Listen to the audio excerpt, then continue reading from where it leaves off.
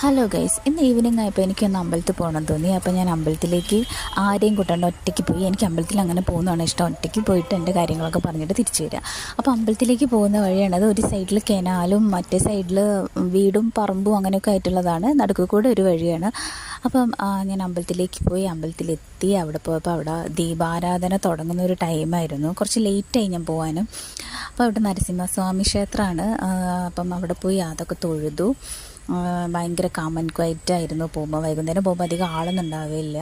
അപ്പം ഞാൻ എൻ്റെ ഇപ്പം കാര്യങ്ങളൊക്കെ ഞാൻ നന്നായിട്ട് പ്രാർത്ഥിച്ച് അങ്ങനെ അത് കഴിഞ്ഞ് ഞാൻ രണ്ട് അമ്പലം ഉണ്ടായിരുന്നു. അപ്പോൾ രണ്ട് അമ്പലവും ഞാൻ ചുറ്റി. അപ്പോൾ അത് കഴിഞ്ഞപ്പോൾ കുറച്ചുകൂടി സമയം ബാക്കിയുണ്ടായിരുന്നു. അപ്പോൾ ഞാൻ എന്താക്കി, അവിടെ ഒരു കുളമുണ്ട്. അപ്പോൾ കുളത്തിൽ പോയി കുറച്ച് നേരം സ്റ്റെപ്പൊക്കെ ഇറങ്ങി കാലൊക്കെ കഴുകി.